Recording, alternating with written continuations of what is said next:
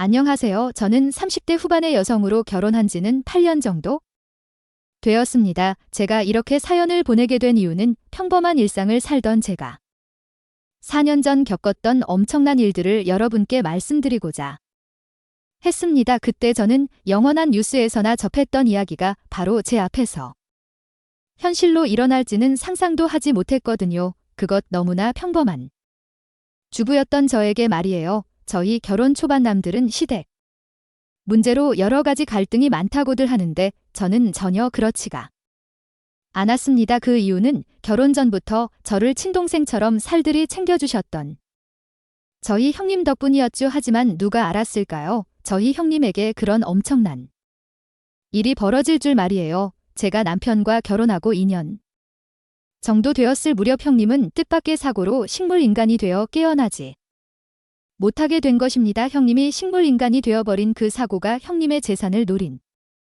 가족 중 한 명의 소행이라는 것이 나중에 밝혀지게 되었지만 말이에요. 그리고 그 모든 사건을 해결했던 사람이 다름 아닌 바로 저였는데요. 지금부터 여러분께 그 이야기를 해보려 합니다. 저는 결혼 전부터 시집살이를 남들보다 편하게 했던 것 같습니다. 아니, 시집살이를 거의 하지 않았다고 봐도 될 것 같아요. 왜냐하면 결혼 전부터 제가 시댁에 적응하지 못할까봐 제 곁에서 하나하나 세심히 절 챙겨주셨던 저희 형님이 계셨으니까요. 형님은 제가 시댁에 인사를 드리러 간 첫날부터 저를 정말 따뜻이 맞해주셨던 분이었습니다. 그때 형님도 아주머니와 결혼하고 1년도 안 되었을 때라 적응하기 힘들었을 텐데도 말이에요. 그래서 전 결혼 전에도 후에도 형님을 저희 친언니처럼 따르게 되었고 저희 두 사람은 둘도 없는 절친이 되어 잘 붙어 다녔습니다. 그게 어느 정도였냐면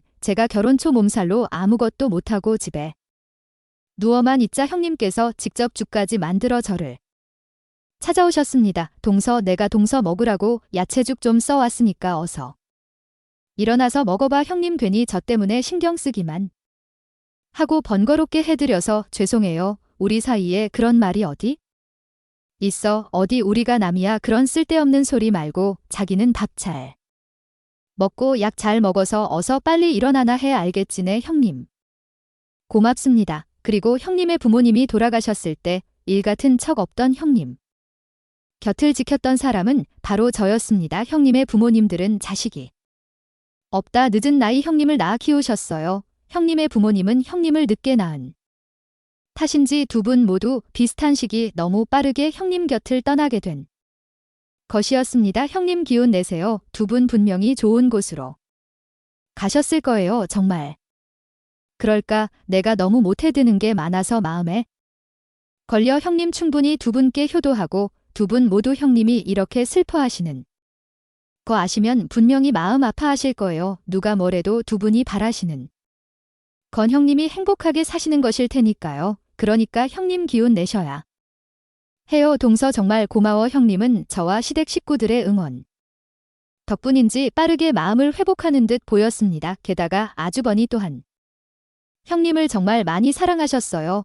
누가 봐도 부러워하는 인구 부부였고 그런데 그런 형님에게 큰 불행이 닥치고 말았습니다. 형님이 아주머니와 여행을 떠났다가 교통사고를 당해 식물인간이 되어버린 것입니다. 그때 저와 시댁 식구뿐만 아니라 아주머니가 받은 충격은 이로 말할 수가 없었죠. 인적 도운 CCTV 없는 곳에서 아주머니는 달려오는 음주운전으로 보이는 차량을 피하려다가 전봇대를 들이박았는데 형님이 그곳에서 크게 다쳐 중상을 입으며 혼수 상태에 빠지셨고 식물인간이 되신 것입니다. 의사 선생님의 말씀으로는 지금의 상태에서는 언제 깨어날지 장담할 수 없으며 간혹 상태가 안 좋아지는 경우는 세상을 떠날 수도 있다고 하더라고요. 그나마 다행이라면 아주머니가 팔이 골절된 것 이외에 크게 다친 곳이 없다는 것이었어요. 정말 기적과도 같은 일이 였습니다. 하지만 이미 음주운전 차량을 뺑소니로 도망을 친 후라 잡을 수가 없었습니다. 하필 형님 내 차 블랙박스도 며칠 전 고장이 난 상태라 뺑소니 촬영에 어떤 차량인지 확인할 수 없는 상황이었죠. 아주머니도 달려오는 차량을 피하는데 급급해 맞은편에서 달려오는 차량이 번호표를 확인할 수 없었다고 해요. 그 사실에 아주는 억울해하며 많이 힘들어 하셨습니다. 여보 정말 미안해 전부대.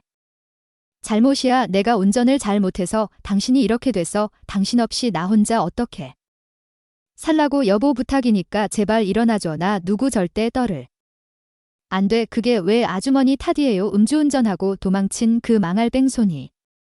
놈 잘못이지. 형님 깨어나실 거니까 아주머니 힘내셔야 해요. 둘째 말이 맞다. 이럴수록 재민이 내가 정신을 차려야 한다. 그래야 첫째도 정신 차리고 일어나지. 형기운내 형수님 분명히 깨어나실 수 있을 거야. 하지만 아주머니는 본인이 운전하던 차에서 형님이 다쳤다는 게 큰 충격이 결국 실신하고 말하고 병원 응급실까지 실려가게 되었어요. 그리고 그 후 아주머니는 형님을 깨어나기 위해 최선을 다했습니다. 나로 간병인을 쓰지 않고 회사까지 관두고 형님을 직접 돌보기 시작했던 것이죠. 아주머니의 그런 모습에 병원 사람들이며 주변 사람들이며 모두 감동하고 말고요. 그나마 조금 힘이 되는 면. 형님의 부모님이 돌아가시면서 남기신 유산이 있었기에 형님을 일일 병실에서 편히 지내게 하며 아주머니가 마음 놓고 형님을 돌볼 수 있다는 것이었습니다. 비록 혼수 상태라 형님이 아무것도 모른다고 할지라도 말이에요. 그 후 저는 형님이 입원한 병실을 찾아가 자주 형님을 만났습니다. 깨어나지 않은 형님을 향해 이런저런 이야기도 하며 일어나라 땡깡도 부려보았죠. 그렇게 지내다 보니 어느새 2년이란 시간이 흘렀습니다. 그날도 저는 어김없이 형님의 병문안을 하기 위해 형님이 입원한 병실로 찾아갔었어요. 전 산소 호흡기를 달고 있는 형님을 향해 그날도 어김없이 같이 이야기를 했습니다. 형님 어서 일어나세요. 어서 일어나서 저랑 같이 예전처럼 맛있는 것도 먹으러 다니고 영국도 같이 보러 가고 해요. 형님 보고 싶어요. 그런데 그날 밤 저에게 정말 이상한 일이 벌어지고 맙니다. 아니 그건 이상하다 그보다는 정말 기적과도 같은 일이었죠. 늦은 밤 잠을 자고 있는데 저에게 한 통의 전화가 걸려온 것이었습니다. 그것도 다름 아닌 식물인간이 된 형님의 전화로 저는 저에게 걸려온 전화번호를 확인하고 너무 놀라 거실로 나왔습니다. 그리고 떨리는 마음으로 전화를 받게 되었죠. 여세요. 동서 나야.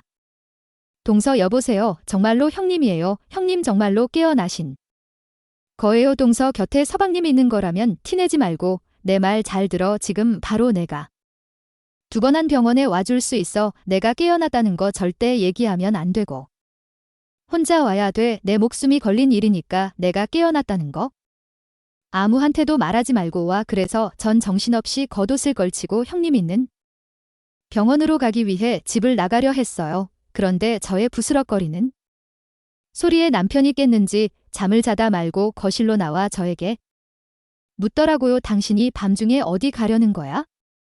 아 잠깐 형님이 자리나 확인하러 변에 좀 다녀오려고. 꿈에서 형님이 나오는 악몽을 꿔서 갑자기 걱정이 돼서 너무 마음이 찜찜해서 말이야. 아무리 그래도이 가겠다고. 지금쯤이면 형도 형수님 간병하다가 자고 있을 텐데 아무래도 지금 꼭 가서 확인해야 내가 마음이 놓일 것 같아. 박회사 형님 잘 있나 확인만 하고 올게. 알겠어. 그러면 조심히 다녀와. 걱정되니까 병원 도착하면 바로 연락하고. 제 이야기에 저를 순순히 보내주는 남편이 이상하긴 했지.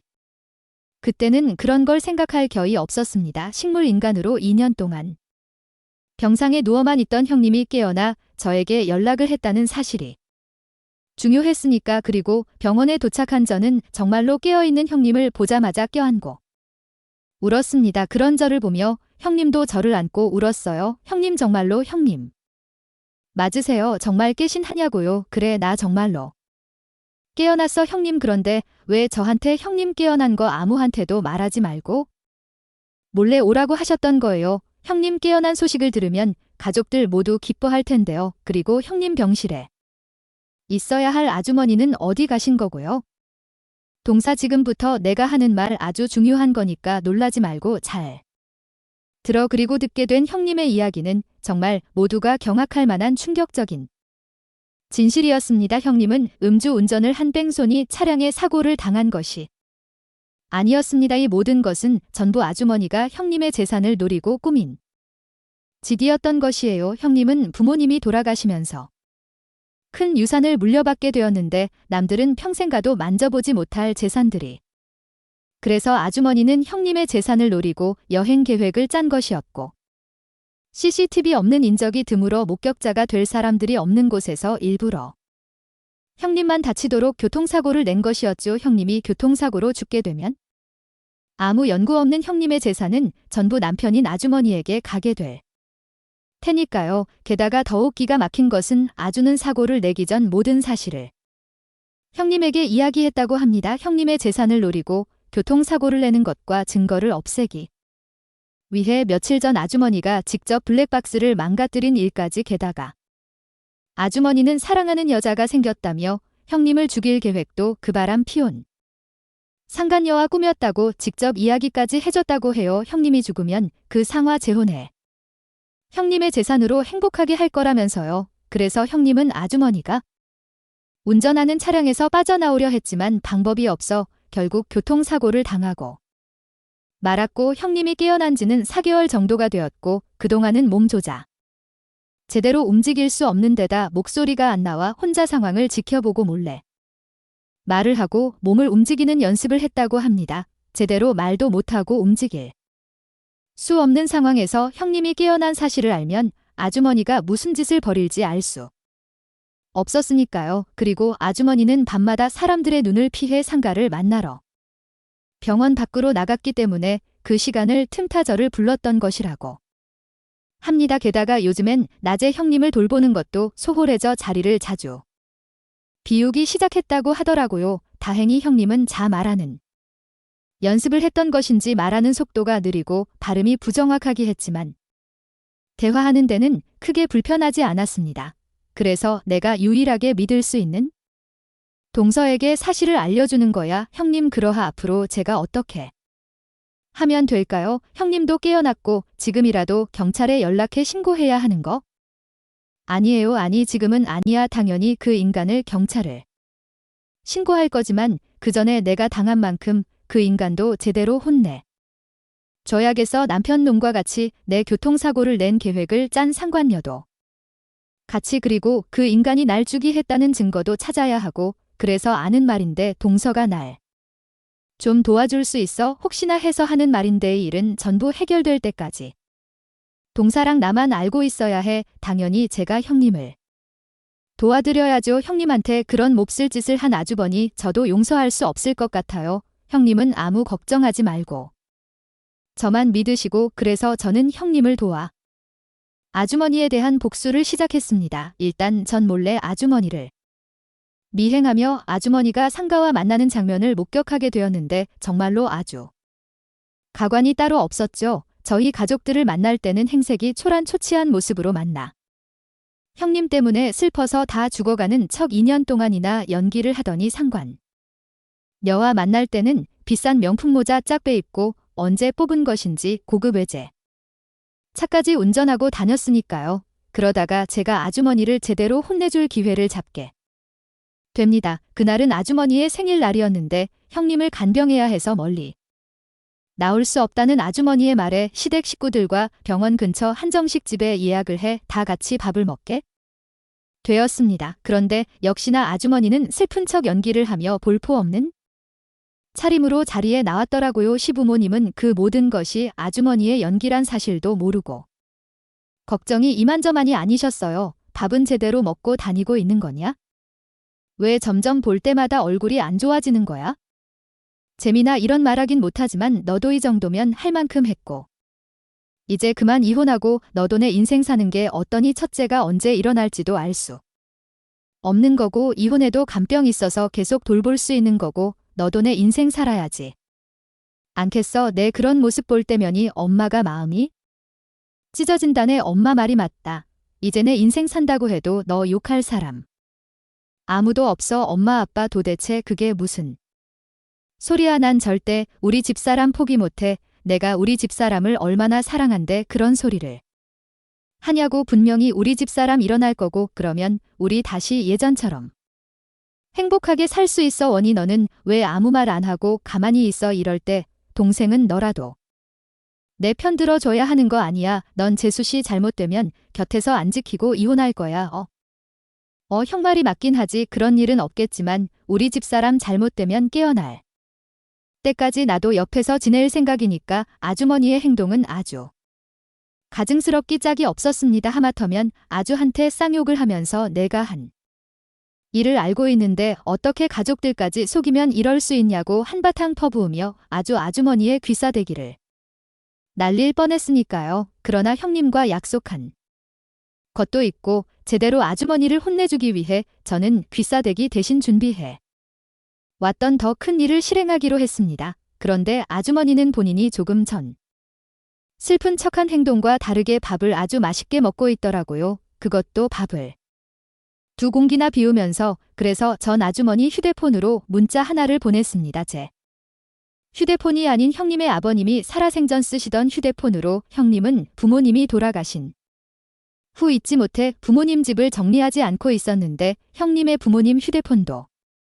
아직 살아있는 상태로 형님 친정집에 보관해 상태였습니다. 이미 형님의 친정 부모님이 돌아가신 후부터 형님의 통장으로 전화 요금이 자동 이체되고 있었기 때문에 그 사실을 아주머니가 알 수 없었던 것이고요. 그래서 형님이 계획을 세우며 형님 아버님의 휴대폰을 저에게 맡기셨고, 그래서 전 형님 아버님의 휴대폰으로 아주머니한테 문자를 보냈던 것입니다. 꼭 형님의 아버님이 아주머니에게 문자를 보낸 것처럼요. 이 나쁜 놈네 놈이 감히 내 딸을 죽이려 해놓고 지금 밥이 못고 먹고 넘어가냐. 내 저승에서도 널 절대 용서하지 않을 거다. 밥을 맛있게 먹고 있던 아주머니는 제가 형님의 아버님인 척 보냈던 문자를 확인한 순간 숨이 넘어갈 듯 화들짝 놀라며 개거품 물고 기절을 했습니다. 이게 뭐야. 사람 살려.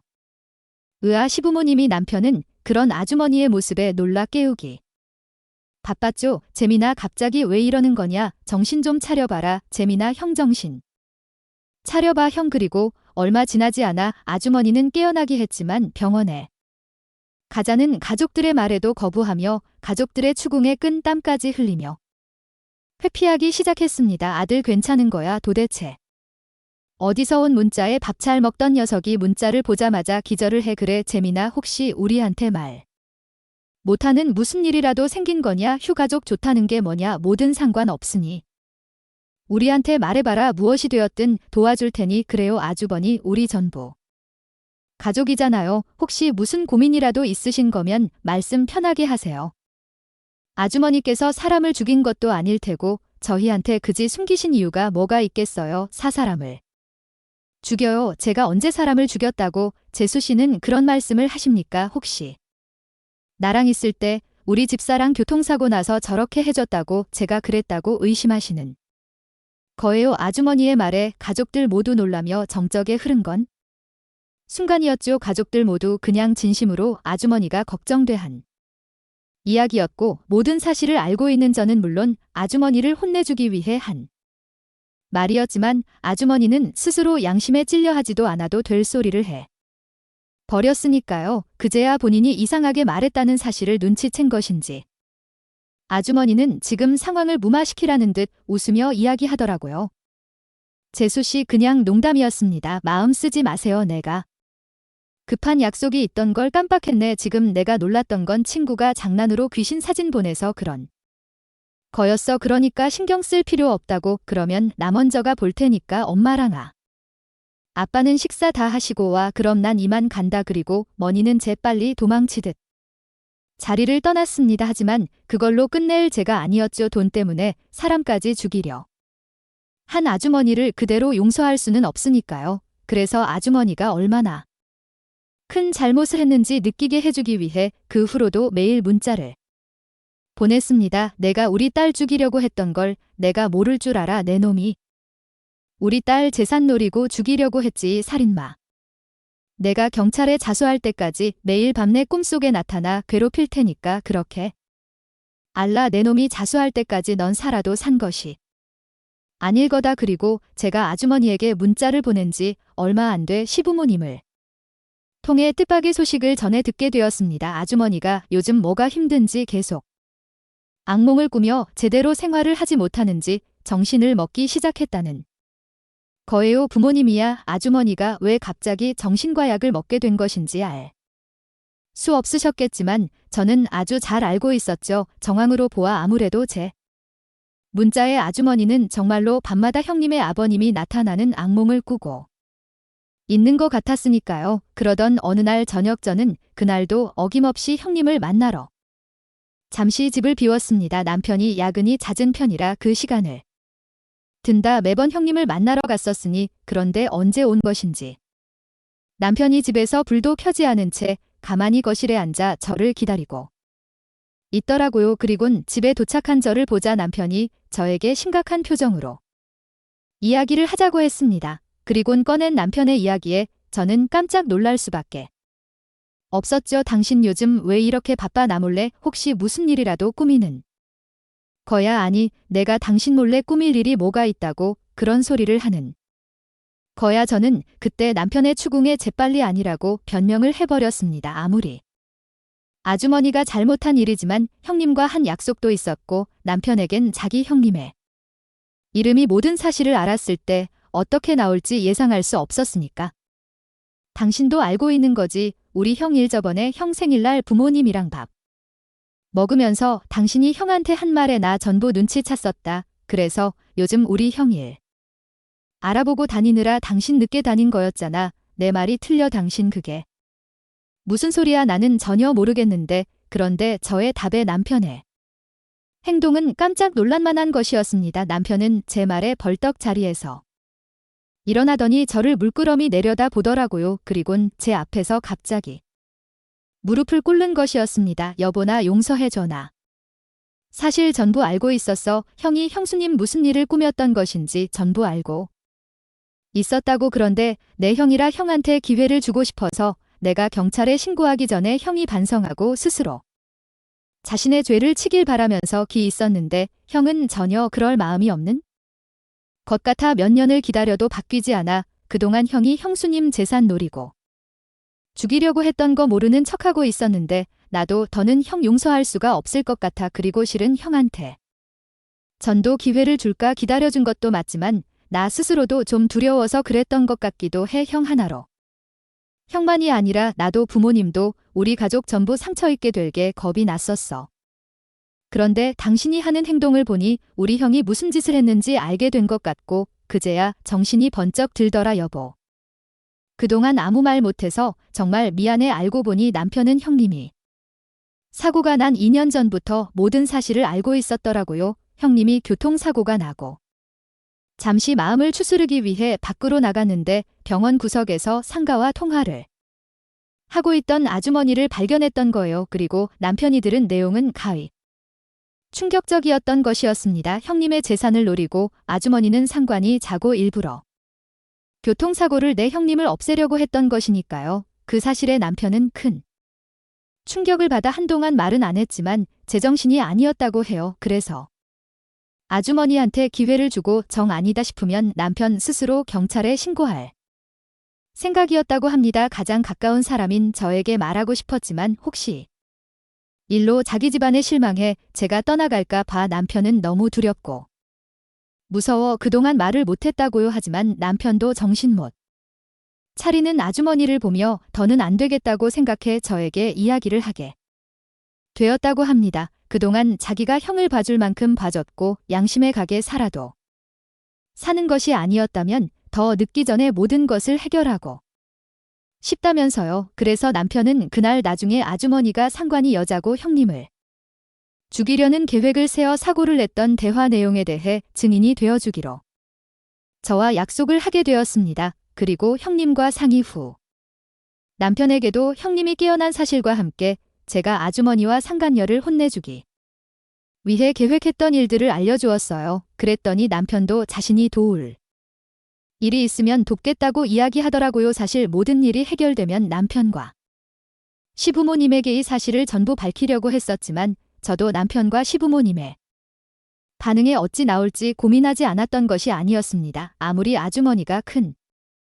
죄를 저질렀어도 자기 가족에게 제가 그런 것이니 그런 저를 원망할 수도 있는 것이고요. 저도 사실 형님과 계획을 다른 사람은 몰라도 남편에게 이 사실을 전부 숨기고 있다는 것이 미안했었다 하지만 도리어 남편은 자기 형일 때문에 저까지 고생시키는 것 같아 미안하다며 기꺼이 저와 형님의 편이 되어 주었습니다. 그 말에 그동안의 걱정들이 눈 녹듯이 사라지며 남편이 정말 든든하게 느껴졌죠. 아주머니의 일로 남편의 상처받았던 것들이 걱정되었던 것과는 다르게요. 그리고 그 후 저는 계획했던 것들을 하나하나 다시 실행해 나가게 됩니다. 상간녀는 형님의 식물인간이 되어 자신들을 감시할 수 없다고 생각했던 것인지 아주머니와 바람 피운 사진을 본인 SNS 보란 듯이 올려 놨더라고요. 아주머니가 미혼인 것인 것처럼 설명하며 결혼할 남친이라고 소개했습니다. 그래서 전 상녀단위는 회사 홈페이지 게시판에 익명으로 모든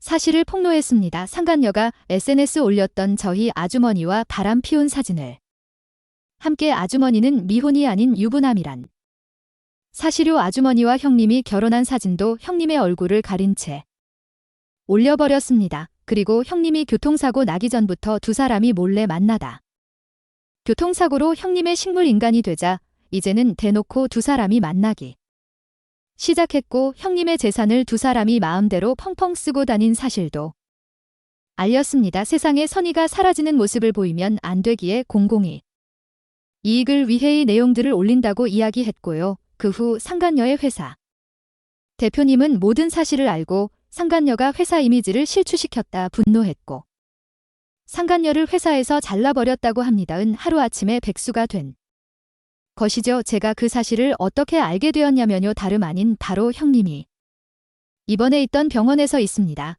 그날 시댁 식구들과 다 같이 정규적으로 형님을 문병하 가는 날이었는데 병원 입구 앞에서 아주머니가 어떤 한 남자와 싸우고 있던 것이었어요. 그리고 그 싸우게 된 이유가 정말 경악할 만한 것이었죠. 상여가 알고 보니 주번이 모르게 회사의 다른 유부남과 만나고 있었던 것입니다. 그 사실을 제가 게시판에 올린 글과 사진들을 보고 상가와 바람 피운 유부남이 알게 되었고 아주머니에게 화가 나 쫓아왔던 것입니다. 그전까지는 아주머니가 미혼의 상가와 결혼할 남자라 생각해 몰래 만나며 조용히 하고 있다가 아주머니가 유부남이란 사실을 알게 되자마자 분노에 찾아와 싸움을 벌이게 되었던 것이에요. 아주버니 때문에 상간녀가 회사에서 쫓겨 났다면서요. 유부 남자시감이 미혼인 것처럼 충각 행사를 한 것도 모자라 회사의 소문이나 우리 은희를 개까지 만들어내 부인 식물인간 되기 전부터 만나고 있었다면서 너처럼 파렴차고 더러운 놈 절대 용서 못해. 나보고 더럽다고 더러운 건 놈도 마찬가지 아니야. 그러는 놈도 유부남이면서 만난 마찬가지만 어디 와서 뻔뻔하게 큰 소리야. 그리고 내가 유부남이라는 사실 우리 은경이는 처음부터 알고 만났던 거라고. 거짓말하지 마. 은경이가 절대로 그럴 리 없어. 그러니까 당장 우리 은경이랑 헤어져. 은경이 행복하게 해줄 사람은 나밖에 없다고. 웃기는 소리 하지마. 내 놈이 모르는 게 있는데 은경이랑 나랑은 내 놈 하나 때문에 헤어질 얄팍한 관계가 아니라고. 우리들은 세상 사람이 모르는 둘만의 비밀을 간직한 사람들이야. 우리가 어떻게 여기까지 왔는데 헤어져. 그것도 고작 내 놈 때문에. 이제 거의 다 왔는데 내 놈이 뭔데 찾아와서 해방이. 그 모습에 충격받은 시부모님은 너무 놀라 아주머니를 부르고 말았습니다. 재민아, 너 이게 다 무슨 소리냐. 너 첫째 교통사 나기 전부터 몰래 바람 피우고 있었던 거냐. 첫째랑 그만 이혼하라고 할 때는 싫다고 하더니 이게 전부 무슨 소리야. 엄마 아빠 어떻게 지금 여기 이 망할 자식 동네 창피를 줘도. 유분수지 도대체 지금까지 뭐 때문에 첫째랑 이혼 안 하고 있었던 거냐. 엄마 아빠 정말 모르겠어. 전부 형수 재산 노리고 형이 그랬던 거라고. 형수 병원에 있다가 죽으면 부모님이 남기고 하신 그 많은 재산 전부 형거되는데 형이 왜 이혼을 하겠어. 엄마 아빠가 아직도 형을 잘 모르는 것 같아서 말하는데 형은 형수 사랑해서 지금까지 이혼 안 한 게 아니고 형수 재산 노리고 다른 여자랑 바람 피우면서 형수랑 살았던 거라고. 저 인간은 내 형이 아니라 바로 인간 쓰레기야. 쓰레기. 뭐라고. 엄마 아빠 전부 오해야? 재은이 말 다 거짓말이야. 내가 전부 설명할게. 그러니까 제발 내 말 좀 들어줘. 이 죽일 놈. 내가 널 그렇게 가르쳤던 너 오늘 어디 나한테 혼 좀 나봐라. 재현이 말이 거짓말이면 내 놈이. 첫째 몰래 바람까지 펴면서 왜 딴짓을 한 건데 첫째가 나한테 얼마나 잘해줬는데 내 놈이 그럴 수 있어이. 인간 같지도 않은 놈 아주머니의 시커먼 속내를 알게 된 시부모님은 분노하고 말았고 시어머니는 아주머니의 뺨을 후려치 그리고 시 아주머니는 많은 사람들이 보는 앞에서 쪽이란 쪽은 다 당하며 시부모님에게 먼지 나도록 딱 죽지 않을 만큼 맞았죠. 남편은 곁에서 그런 아주머니를 보며 맞아도 싸다고 이야기했습니다. 그날 이후로 시부모님은 형님은 보러 보겠지만 아주머니를 안 보겠다고 말씀하셨습니다. 저런 아들과 산 형님에게 본인들이 책임이 있으시다면요. 그리고 전 그날 일을 끝으로 마지막으로 아주머니를 제대로 혼내줄 계획을 실행했습니다. 요즘에는 아주머니가 낮에도 자리를 자주 비운다는 소리에 그 틈을 다 형님이 입원한 병실로 찾아갔죠. 그리고 저는 형님 앞에서 자리를 비운 아주머니에게 전화를 걸었습니다. 아주머니 형님이 깨어났어요. 드디어 형님이 식물인간에서 깨어났다고. 그러니까 병원으로 빨리 오세요. 정말이에요. 조금만 기다리세요. 제가 바로 달려갈게요. 그런데 제 전화를 듣고 놀라 달려온 아주머니는 상간녀와 데이트를 하고 있었던 모양인지 평소에는 볼 수 없었던 아주 잘 차려입은 모습이었습니다. 그런데 제 말과 다르게 아직도 산소 호흡기를 끼고 누워있는 형님의 모습에 아주머니가 물었습니다. 재수씨 집사람 깨어났다 면서요. 이게 어떻게 된 겁니까? 거짓말이에요. 형님 깨어나지 않았는데 아무래도 요즘 아주버니 행동이 계속 이상해서 말해 봤어요. 네, 재수씨도 참 제 행동이 이상하긴 뭐가 이상하다고 그러세요. 형님 없으면 죽을 것처럼 쉬던 분이 알고 보니 그동안 형님 몰래 바람까지 피우고 있었고 그러면서 형님이랑 이혼도 안 하신다고 그러고 인제 보니 정말 아주버니 형님 재산 보고 그러신 건가요? 혹시 아주머니 그때 교통사고 정말로 형님 재산 노리고 일 불러내신 거 아니에요. 재수씨 아무리 그래도 그게 무슨 말씀입니까? 제가 물론 집사람 원래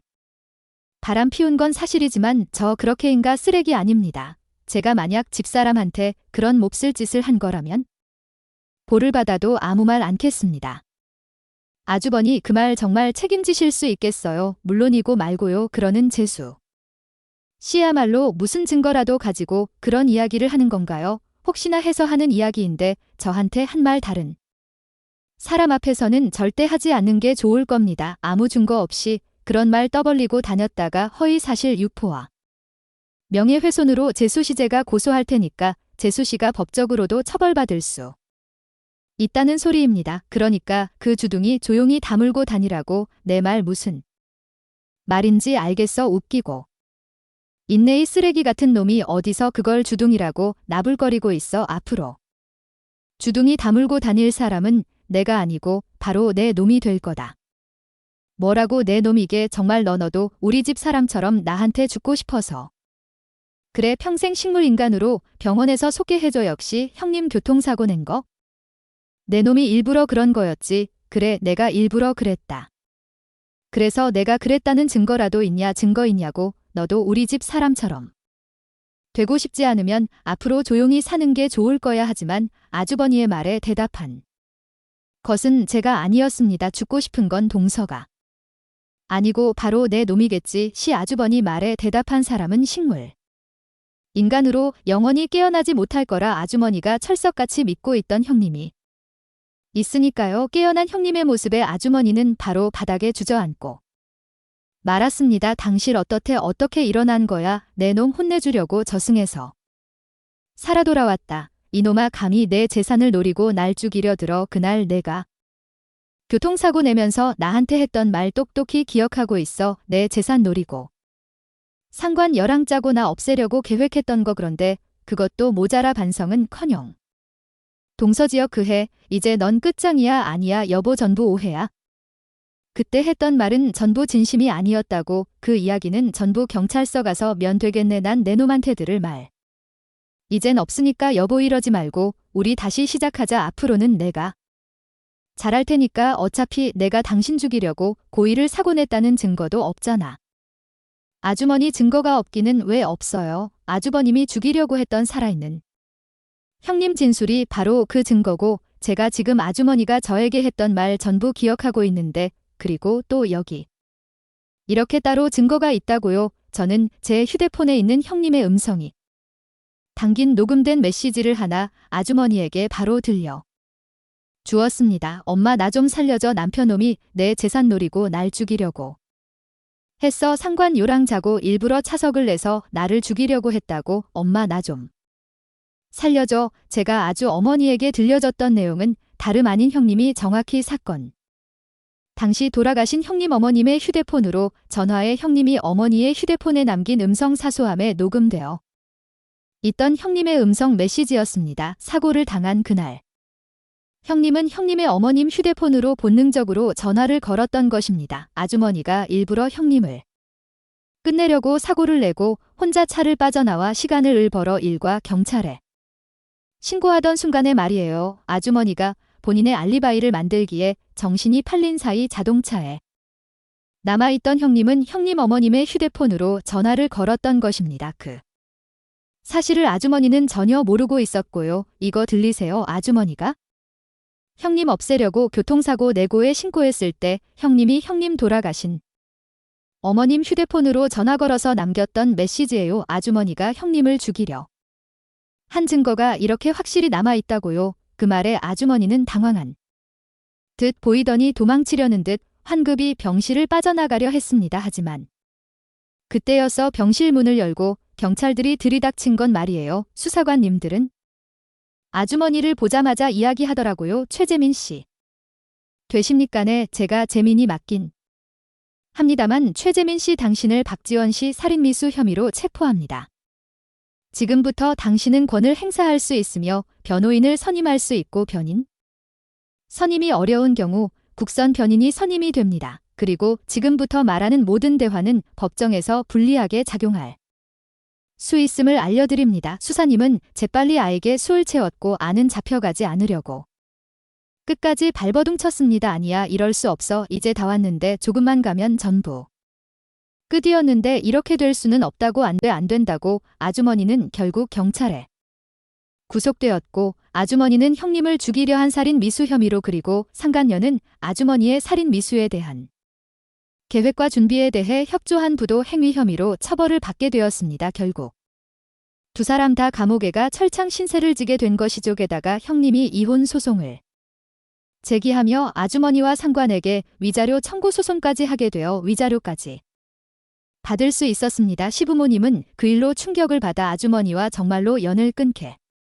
되었고요. 사실 형님이 깨어나고 얼마 지나지 않아 전 형님 사건을 담당했던 수사관님에게 연락을 했었습니다. 그리고 수사관님께 도움을 요청했죠. 담당 수사관님도 그 당시 아주머니에 대해 의심을 품었었다 해봐도 뚜렷한 증거가 나오지 않아 답답해 했었다고 합니다. 그 당시에는 아주머니를 의심하는 담당 수사관님을 보며 저희 가족들 모두 화가 났었는데 이제는 담당 수사관님이 왜 그랬는지 이해가 가더라고요.